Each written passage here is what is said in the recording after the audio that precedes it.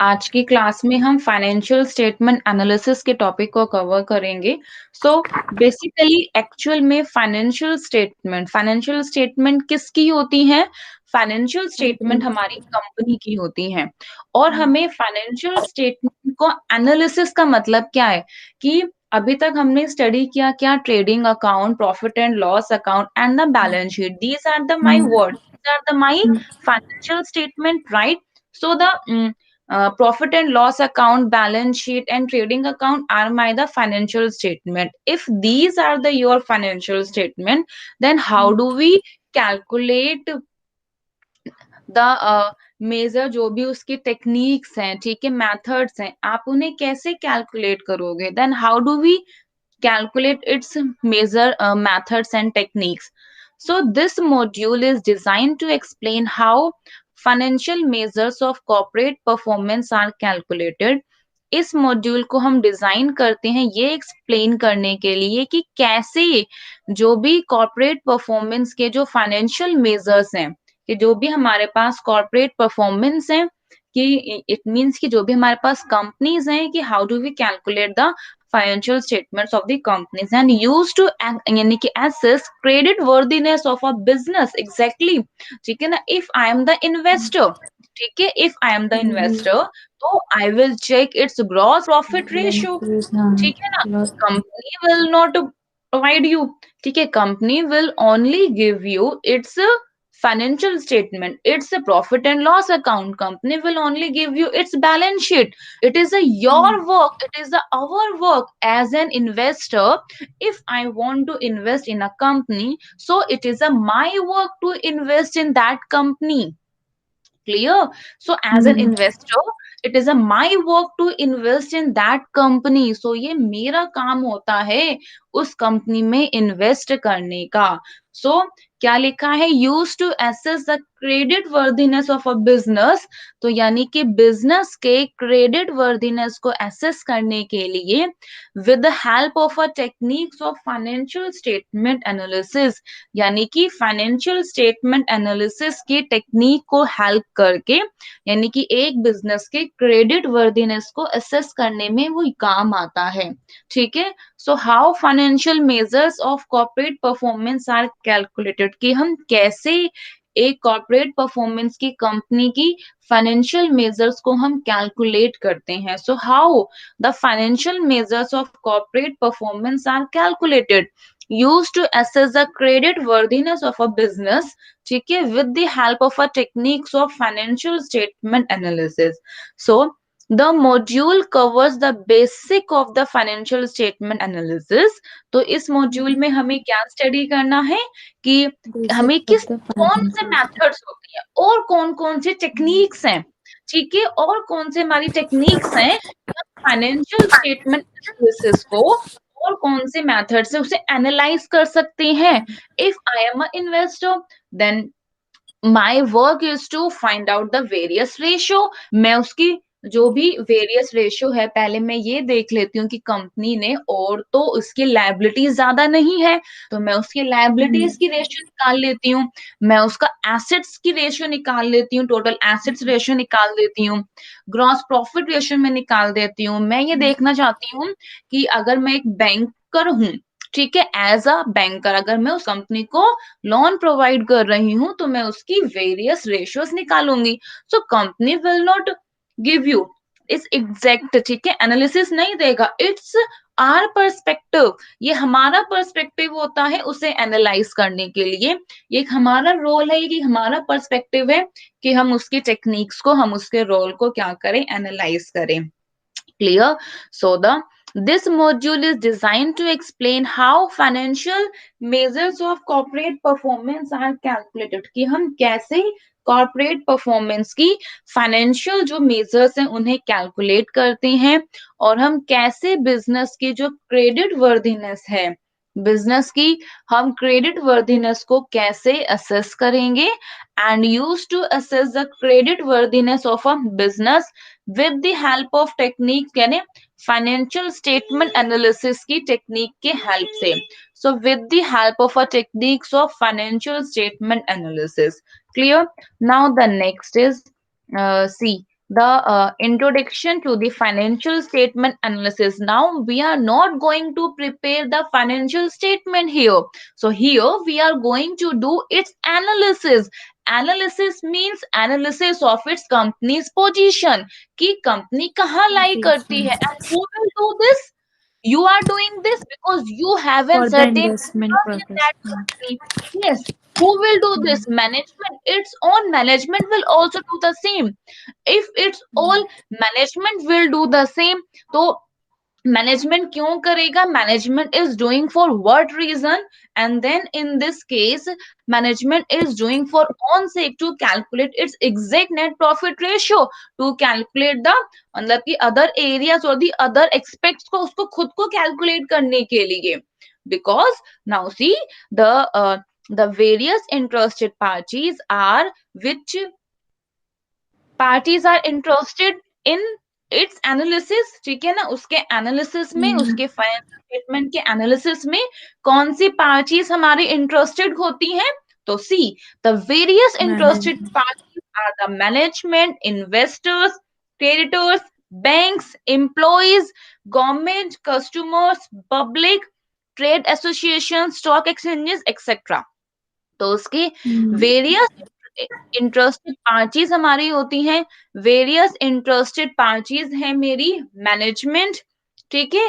So various interested parties are management, management interested है, investors हैं, creditors, ठीक है, इन management, investors, creditors, banks, employees, government, ठीक है, गवर्नमेंट आर ऑल्सो रिस्पॉन्सिबल, ठीक है, employees, because employees will also know that की we will get the bonus और नॉट, ठीक है ना। अगर आप भी देखोगे अपना, आप भी अगर एक एयरलाइंस में वर्क कर रहे हो तो उसमें भी देखोगे ना कि उसकी इतना ग्रोथ है, ठीक है, एज एन आपके पास भी एक मेजर क्या है उसकी रिस्पॉन्सिबिलिटी या फिर कहीं ना कहीं इंटरेस्ट होता ही है।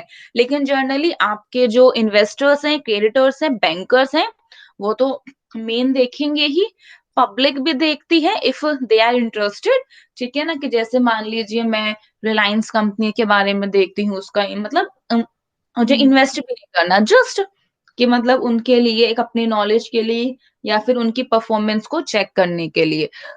So the Mm. various interested parties are management, various interested parties are its management, investors, creditors, banks, ठीक है, bankers या employees, government, customers, its customers also on customers कि एक्चुअल में ये जो हमारी कंपनी या फिर हम जिसके गुड्स यूज कर रहे हैं वो, ठीक है, अगर वो कस्टमर अवेयर होंगे, अगर वो कस्टमर वेल, ठीक है ना, सेटल्ड है या फिर वेल अवेयर है, तो गवर्नमेंट है, कस्टमर्स है, पब्लिक है, ट्रेड एसोसिएशन है, ठीक है, तो ट्रेड एसोसिएशन है, स्टॉक एक्सचेंजेस है etcetera, they are the users of the financial statements and financial statement analysis, ठीक है। ये कौन होते हैं, ये फाइनेंशियल स्टेटमेंट्स के यूजर्स होते हैं, because they use that financial statement for their own purpose, ठीक है। माइट बी इन्वेस्टर्स, ठीक है, would calculate the different kind of the ratios, ठीक है, other than the bankers, and bankers would calculate the different ratios, so it depends on their interest, it's completely depend on their the interest which ratios, ठीक है, they are going to check, ठीक है। So they are the users of the financial statement because they are the users of that, ठीक है, because financial statement of which company, of the of that company whom to whom they have an interest, ठीक है ना। So that is financial statement analysis are actually the vehicles through which financial information are transported to users of the financial information. Clear? Now the users of financial statement. ठीक है, this question is equally important. So these are the users की हमारे लिए financial statements के लिए कौन कौन से किस किस के लिए इम्पोर्टेंट है, ठीक है ना, कौन उसकी यानी कि इन्वेस्टिंग पार्टीज है, डिफरेंट पार्टीज उसकी कौन है, कौन उसके लिए क्या है इंटरेस्टेड है। So the following are the users या दिस इज अ यूजर, ठीक है ना, of the financial statement to different parties या फिर डिफरेंट पार्टीज को मिलने वाले ये यूजेस हैं। Number one, importance to for management, owners के लिए क्यों मैनेजमेंट के लिए इम्पोर्टेंट है, ताकि उन्हें अपने पता कंपनी की चला real earning capacity, calculate financial करें। पोजीशन, ग्रोथ मिल सके। ठीक है, hmm so they make use of financial statements for ascertaining the earning capacity, earning capacity को निकालने के लिए, फाइनेंशियल पोजीशन और उसकी ग्रोथ को निकालने के लिए। ठीक है, so financial statement supply valuable information to owners और मैनेजमेंट। सो फाइनेंशियल स्टेटमेंट्स हैं वो ओनर को और मैनेजमेंट को वैल्यूएबल इंफॉर्मेशन सप्लाई करता है। ठीक है, so financial statement supply valuable information देता है मैनेजमेंट को भी और ओनर को भी। ठीक है, अब किस टाइप की हम्म इंफॉर्मेशन देगा, वो इंफॉर्मेशन देगा to they make use of financial statements for ascertaining the earning capacity, कि एक्चुअल में उनकी अर्निंग कैपेसिटी कौन सी है। ठीक है, यानी कि उनकी अर्निंग कैपेसिटी को एसरटेन करने के लिए, फाइनेंशियल पोजीशन बताने के लिए, कंपनी की ग्रोथ के लिए, etcetera.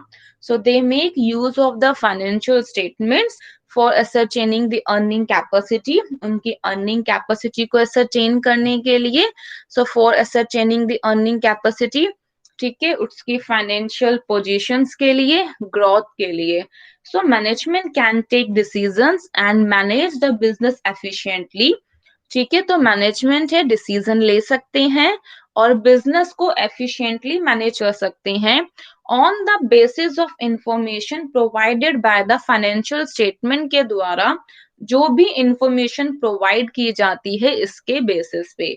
So on the basis of the information provided by the financial investment, तो फाइनेंशियल इन्वेस्टमेंट के द्वारा, ठीक है, कोई भी इंफॉर्मेशन प्रोवाइड की जाएंगी। ठीक है, तो उसके बेस पे ही हम्म वो ग्रोथ कितनी निकल के आई है कंपनी की, पोजीशन कितनी है, तो उनके खुद के लिए भी जरूरी है।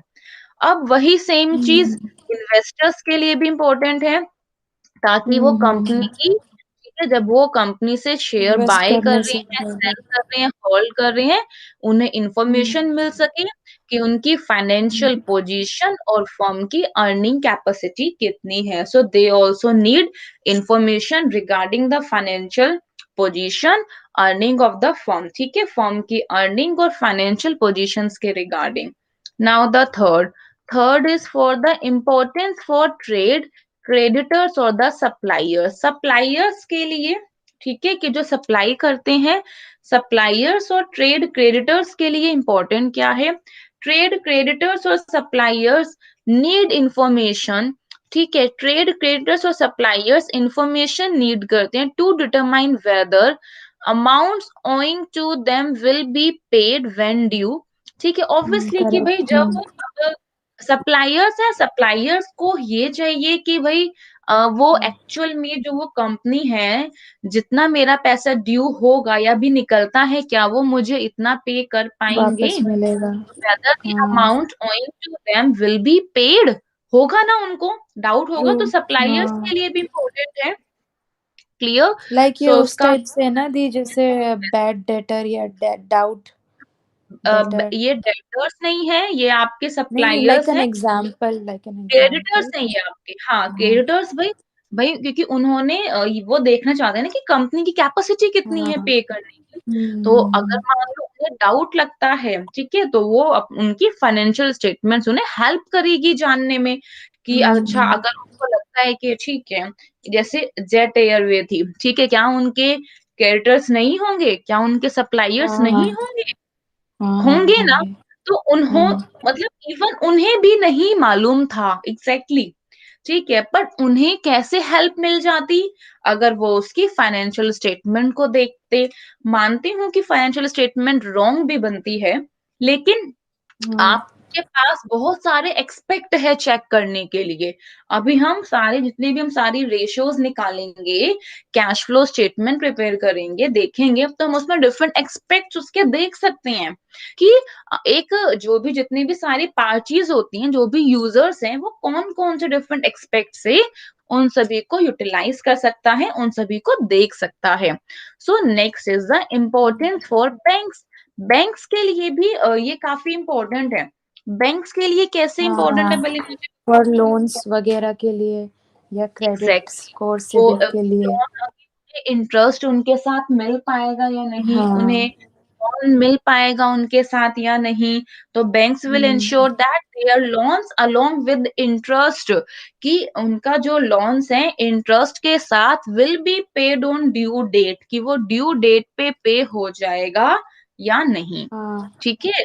So hmm. Importance for banks, banks के लिए इम्पोर्टेंट क्या है, तो banks will ensure that their loans along with interest will will be be pay. Paid on due date. ठीक है, कि जब लोन को हम्म। ग्रांट किया जाएगा कि जो उनका हम्म। इंटरेस्ट है वो ड्यू डेट पे हम पे करेंगे या नहीं।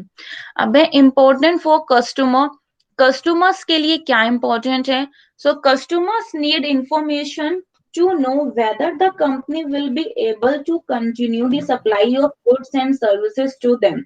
ठीक है। तो हम्म। कस्टमर्स के लिए इम्पोर्टेंट क्या है, तो कस्टमर्स के लिए जरूरी है कि customers need information, customers information लेते हैं, ठीक है, कि क्या वो जो कंपनी है वो will be able to continue, क्या वो गुड्स और सर्विसेज के सप्लाई को आगे कंटिन्यू कर पाएंगे या नहीं। तो हम्म। whether the company will be able to continue supply of goods and services to them। ठीक है। अब भाई सिंपल है, कस्टमर्स के लिए भी जानना कि अच्छा ये गुड्स इसका बहुत अच्छा है, या फिर कस्टमर्स भी हम्म। काफी, अब आजकल तो कस्टमर्स तो बहुत ज्यादा ही, ठीक है, अवेयर होते हैं, तो उन्हें ये जानना कि हम्म। उनके फाइनेंशियल स्टेटमेंट्स के लिए, ठीक है। तो हम्म। आगे देखते हैं, आगे आप इसमें देखो। दी ये customer not only customer, they are like investors, no not investors, I mean जो नॉट बेसिकली रेगुलर कस्टमर जो हमारे। कस्टमर्स होते हाँ। हैं, कस्टमर्स का मतलब क्या हो अच्छा, गया, जो आपके गुड्स मतलब को ये परचेज बेसिकली कोई करते हैं। इंटरनल। हाँ। हाँ। हाँ ठीक है दी। हेलो। ठीक है। हाँ दी। तो अब यहाँ देखो क्या लिखा है, importance for importance for customer, employees. Customer की इंफॉर्मेशन टू नो वेदर, ठीक है ना, कंपनी, यानी कि मतलब हम्म। देखो कस्टमर्स के लिए ये इम्पोर्टेंट है कि ठीक है, कस्टमर्स को लगता है कि हमने यहाँ हमारे जो गुड्स हम कंटिन्यू कर पाएंगे नहीं, हमें यहाँ से बहुत अच्छा लगता है, तो हम यहाँ पे उनके गुड सर्विसेज को जो हम यानी कि सप्लाई हो रही है वो कंटिन्यूएशन में सप्लाई हम कर पाएगी कंपनी या नहीं। So the customers need hmm. information to know whether the company will be able to continue the supply of goods and services to them। तो जो कंपनी है वो जो गुड सर्विसेज की जो सप्लाई है उनको कंटिन्यू कर पाएगी या नहीं। ठीक है। अब हम्म। इम्पोर्टेंस फॉर एम्प्लॉयज, एम्प्लॉयज के लिए क्यों जरूरी है, तो एम्प्लॉयज के लिए क्यों जरूरी है, importance for employees, employee require information to access the profitability and stability of the company। ठीक है, देखो एम्प्लॉयज क्या ट्रू। इंफॉर्मेशन, एम्प्लॉयज कंपनी की स्टेबिलिटी को बता सके, एक्सेस कर सके। ठीक है। हम्म। कंपनी की जो profitability of the company affect करती है, देखो उसके बोनस को, रिटायरमेंट बेनिफिट्स को, working condition of the employees. हम्म। क्योंकि देखो एम्प्लॉयज के लिए भी तो है ना, क्योंकि भाई एम्प्लॉयज को लगता है कि भाई हमारी कंपनी प्रॉफिट कर रही है, उसको इतना मतलब कि सर्व कर रहे हैं, हमें भी कुछ मिले। ठीक है। अच्छी अच्छी बड़ी बड़ी कंपनीज होती हैं, तो the profitability of the company affects the remuneration, bonus, retirement, working conditions of the employees. ठीक है। तो एम्प्लॉयज के working condition, retirement benefits, bonus, remuneration, इन सभी को उनकी अफेक्ट करती है। Employees are also interested in the financial statement. तो जो एम्प्लॉयज हैं खुद के एम्प्लॉयज के जैसे जैसे कंपनी का मैनेजमेंट, ठीक है, जो उसके ऑनर्स हैं वो रिस्पॉन्सिबल हैं, ठीक है, मतलब कि वो भी उसको यूज करते हैं, उसके एम्प्लॉयज हैं, एम्प्लॉयज भी यूज करेंगे। ठीक है। हम्म। कस्टमर्स भी उसके ठीक है उसके एम्प्लॉयज हैं, सप्लायर्स हैं, क्रेडिटर्स हैं, एंड देन खुद इसका ये एम्प्लॉयज के लिए भी है, बैंकर्स हैं। तो आप यहाँ पे देख सकते हैं कि उसके management के लिए, अ, दी आपकी आवाज कट रही है। ठीक है। अब आप हेलो। देखो, हाँ, हाँ दी। Now am I audible? ठीक नहीं है। दी, फिर से सो फिर से दी। उसके हेलो। हाँ हाँ, एक मिनट। हाँ दी, आप ठीक है बोलिए। अब ठीक है। हाँ। हम्म, जी। तो यानी कि इम्पोर्टेंस फॉर मैनेजमेंट, उसके मैनेजमेंट के लिए, उसके ऑनर के लिए, तो फॉलोइंग आर द यूजर्स हैं फाइनेंशियल स्टेटमेंट्स के टू डिफरेंट पार्टीज के लिए। तो फाइनेंशियल स्टेटमेंट्स के following users, number one is importance for the management, management के लिए, ओनर्स के लिए इम्पोर्टेंट है। ठीक है। तो importance for the management, second is importance for the investors, investors investor. के लिए इम्पोर्टेंट होगा। ठीक है। इसमें कोई डाउट तो नहीं है, इन्वेस्टर्स नहीं के लिए, नहीं नहीं। सप्लायर्स के लिए इम्पोर्टेंट है। ठीक है। एंड देन हम्म, सप्लायर्स के लिए है, बैंक्स के लिए तो ऑब्वियसली अभी है, बैंक की अर्निंग कैपेसिटी को देख के वो जानना चाहता है कि वो क्या हमें जो भी है इंटरेस्ट के साथ हमें लोन उनसे मिल पाएगा या नहीं। सो नहीं बैंक्स विल नहीं। Ensure that their loans along with the interest will be paid on due date, कि ड्यू डेट पे हम्म, वो पे करेंगे या नहीं। ठीक है। हम्म, इम्पोर्टेंस फॉर कस्टमर्स, कस्टमर्स के लिए क्या इम्पोर्टेंट है? तो customers need information to know whether the company will be able to continue the supply of goods and services to them, कि जो कंपनी है वो आगे गुड सर्विसेज की जो सप्लाई करने में कंटिन्यू होगी या हम्म, नहीं। ठीक है। हम्म। अब देखो, employees for importance for employees के लिए क्यों जरूरी है? क्योंकि एम्प्लॉयज के लिए स्टेबिलिटी इम्पोर्टेंस है देखनी कि है। जैसे, हाँ, कि कंपनी की प्रॉफिटेबिलिटी की, जैसे उसके बोनस के लिए, ठीक है, रिटायरमेंट बेनिफिट्स, वर्किंग कंडीशन के दी मेरा एम्प्लॉयज। एक क्वेश्चन है। हम्म जैसे दी कोई भी कंपनी फाइनेंशियल हम्म स्टेटमेंट तो अपना हाई ही दिखाएगी, अच्छा ही दिखाएगी, फॉर बैंक्स, इवन फॉर हाँ, बैंक कस्टमर्स, तो इवन वही फॉर होती ट्रेड। होगी। हाँ, ये सब चीजें की जाती है, वेरी गुड, ये पॉइंट है। तो वो फिर कैसे बॉडी करते हैं कि जैसे मान कर। लीजिए हम्म, इन्वेस्टर्स हैं, इन्वेस्टर्स के लिए हम्म, तो उनको बहुत अच्छा दिखाना पड़ेगा। लेकिन हाँ अगर वो अच्छा भी दिखा रही हैं, अपने न्यूज़पेपर पे में भी उनके आते हैं कि जितने भी बड़ी बड़ी कंपनीज होती हैं, अगर आप जानबूझ के अपना हाई दिखाओगे तो आपको फिर हाई टैक्स भी पे करना पड़ेगा। हाँ वो तो है। आपका जो प्रॉफिट उससे कंसर्न है। तो अब हम्म, वो क्या करते हैं उस केस में, ये सब जो ये मतलब छोटे मोटे जो कंपनीज होती हैं कि जिनका न्यूज़पेपर पे नहीं आता, कि जिनके इतने इन्वेस्टर्स नहीं होते हैं, वो सब कर हम्म, सकते हैं और वो इनफेक्ट करते भी हैं। वो हम्म, ऐसा नहीं है कि वो नहीं करते, करते हैं।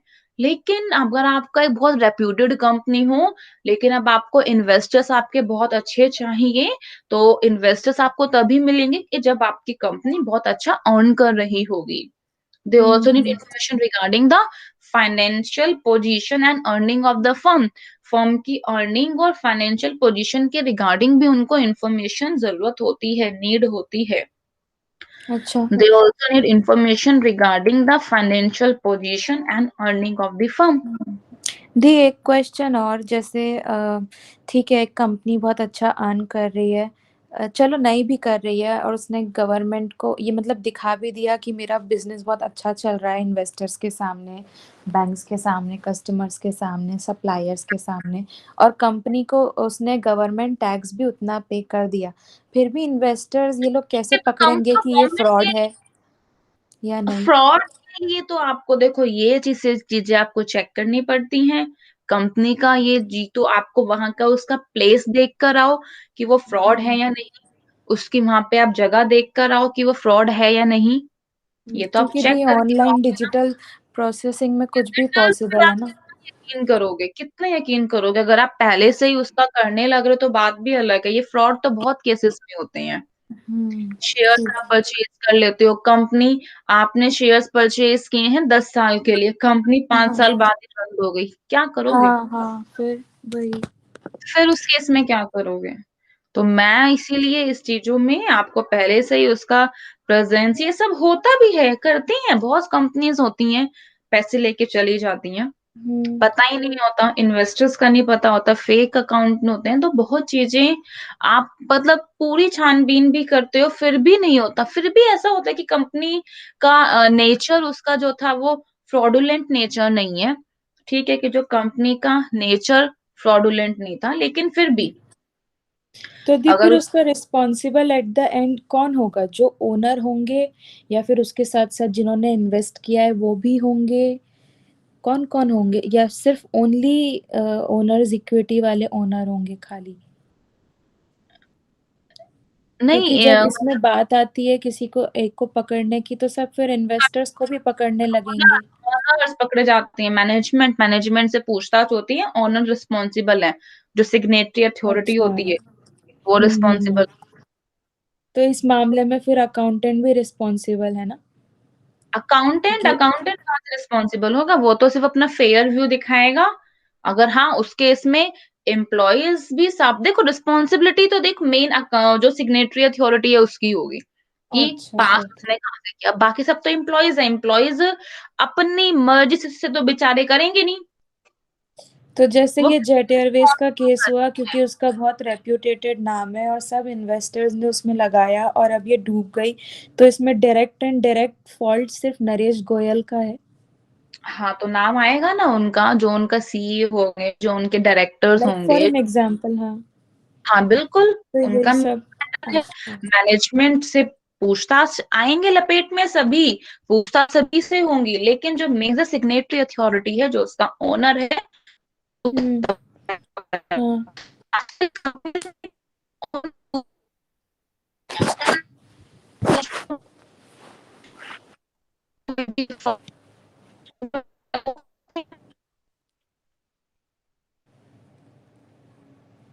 ठीक है दी, समझ गई, मतलब सभी लोग आएंगे। आपने वो पैसा दे दिया, हाँ, तो आते हैं ना। हाँ हाँ।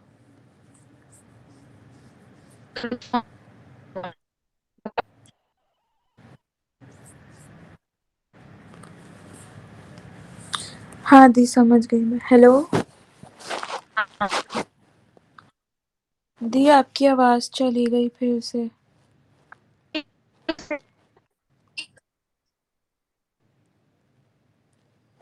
हेलो दी, आपकी आवाज चली गई फिर से। हेलो दी, आपकी आवाज चली गई फिर से। अच्छा एक मिनट रुको। हाँ दी, अब आ गई, अब आ गई। ठीक है, एक बार आप भी अपना चेक कर लो। हाँ हाँ हाँ। हाँ ठीक दी, है, आ गई। Now the next is the importance for the employees, employees के लिए भी इम्पोर्टेंट है, और importance for the government and the agencies, देखो अब आ गया ना, गवर्नमेंट हम्म। गवर्नमेंट के लिए भी इम्पोर्टेंट है। क्यों? क्योंकि गवर्नमेंट को अपना टैक्स कैलकुलेट करना पड़ता है, because hmm. Government need information about affairs of the company hmm. To formulate the tax policies. ठीक है, टैक्स पॉलिसीज को निकालने के लिए, टैक्स पॉलिसीज को फॉर्मुलेट करने के लिए, हम्म। ठीक है। So government need information about affair of a company, तो गवर्नमेंट है वो कंपनी के अफेयर के बारे में इंफॉर्मेशन नीड करती है to formulate the tax policies, के जैसे जो भी हम्म। टैक्स की पॉलिसीज हैं उन्हें निकाल फॉर्मुलेट करने के लिए, ठीक है, एनुअल बजट को, एक्सपोर्ट इंपोर्ट की जो भी पॉलिसीज हैं, एक्सपोर्ट इंपोर्ट की पॉलिसीज, ठीक है, एक्सपोर्ट की इंपोर्ट की policies, annual budget, tax policies को फॉर्मुलेट करने के लिए।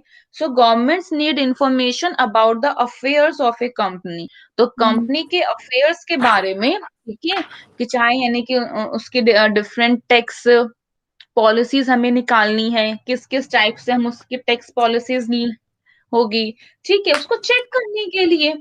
तो कि like hmm. Controlling agencies like a SEBI, SEBI interested होती है उसकी फाइनेंशियल स्टेटमेंट्स को जानने में, क्यों? ताकि ये उन्हें कंट्रोल कर सके, क्योंकि जितने भी सारे शेयर मार्केट्स में तो सैबी रिस्पॉन्सिबल, तो सैबी भी एक क्या है, गवर्नमेंट की है, ठीक है। सो एक हम्म। is interested in the financial statements of a businesses to exercise control over them, ठीक है, better कि ताकि उनके ऊपर better control exercise कर सके, so to exercise control over them better. Similarly, tax authorities are also interested in the income statements, ठीक है, कि जो टैक्स अथॉरिटीज होती हैं वो भी क्या यानी कि टैक्स पेइंग कंपनीज की इनकम स्टेटमेंट में इंटरेस्टेड होती है. So tax authorities are also interested in the income statements. The income statement provides basis for assessing the taxable income. तो जो income statement होता है, ठीक है, जो इनकम स्टेटमेंट है वो टैक्सेबल इनकम को एक्सेस करने के बेसिस प्रोवाइड करती है. So the income statement provides basis for assessing the taxable income, ठीक है.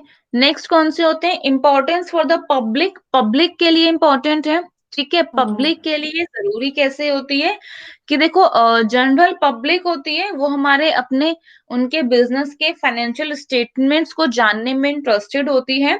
So the general public is also interested in financial statements of their business, obviously कि हम्म। पब्लिक भी देखना चाहती है कि एक्चुअल में क्या है, ठीक है. ये एक सोशल रिस्पॉन्सिबिलिटी होती है, एक्चुअल में हम लोग नहीं देखते हैं, ठीक है, लेकिन जो मेनली ढूंढ रहे हैं इन्वेस्ट करना, ठीक है, या फिर जो भी देखा जाए, जब तक वो इन्वेस्ट नहीं कर देते तब तक तो वो क्या है, पब्लिक ही है.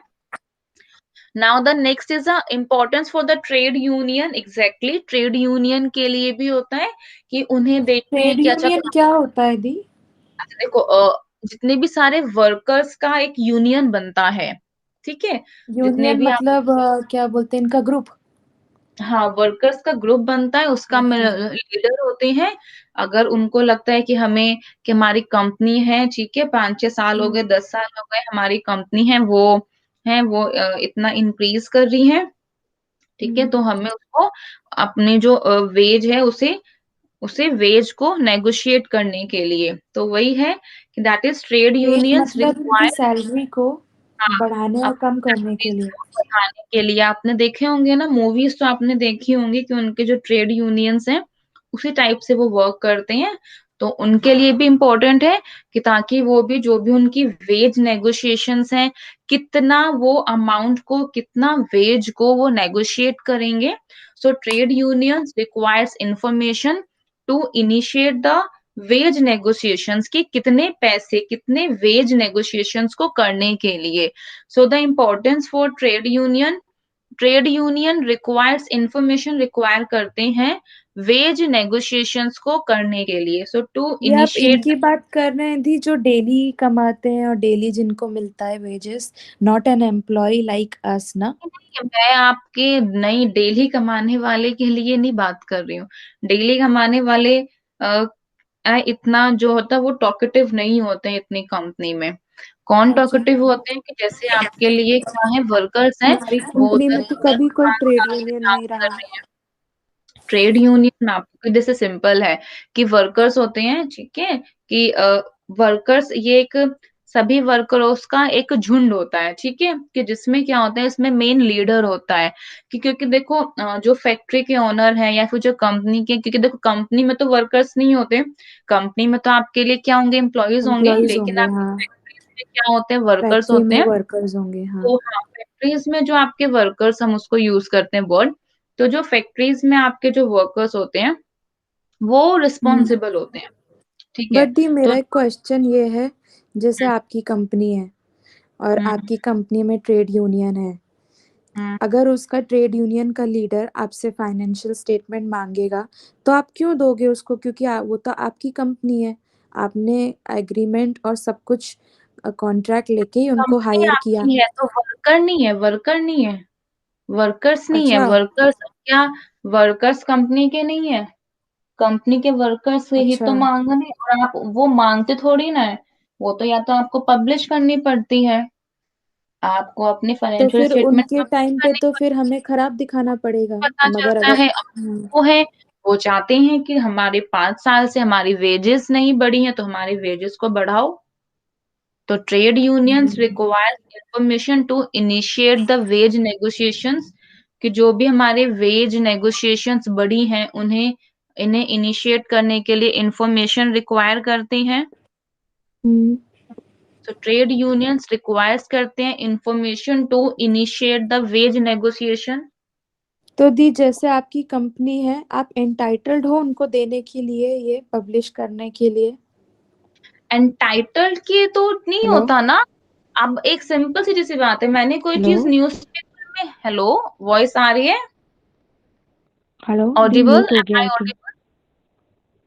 नहीं, अब देखो वॉइस आ रही है आपको? Hello yes Neha, you are audible to me, am I audible to you?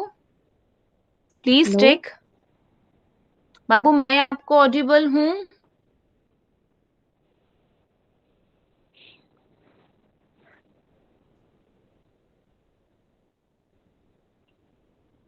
बाबू, मेरी आवाज आ रही है आपको? Hello?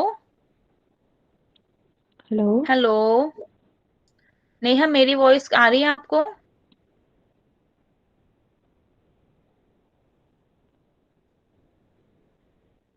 Hello? Neha, am I audible to you? Hello बाबू आपकी वॉइस मुझे आ रही है, आप एक बार प्लीज अपना चेक कर लो। नहीं दी। हेलो आपको मेरी ये तो आवाज आ म्यूट रही हो है? गया आपका। म्यूट नहीं है, देखो मेरा अनम्यूट है।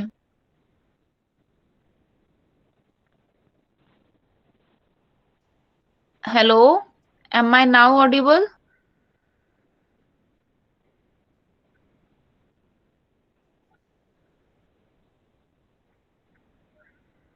हेलो नेहा, आपको मेरी वॉइस आ रही है? हेलो?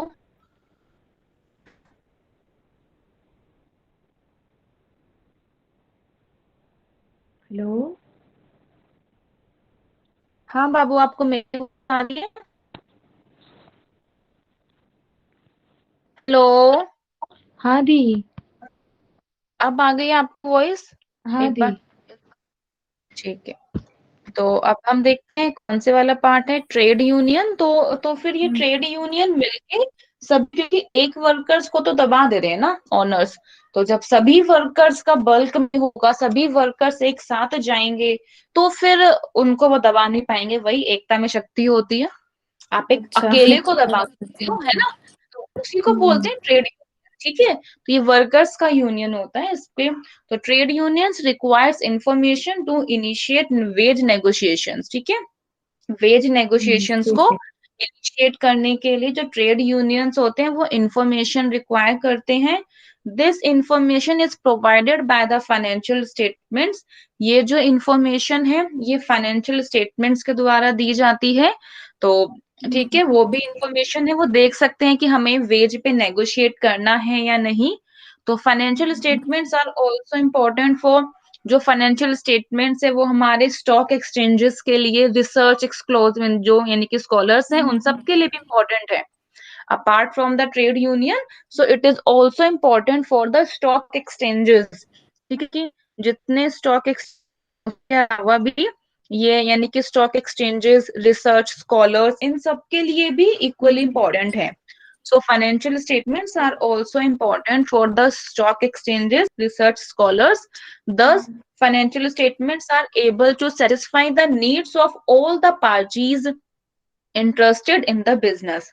तो बिजनेस में जितनी भी ऑल सारी पार्टीज इंटरेस्टेड होती हैं, उनकी नीड को सेटिस्फाई करता है।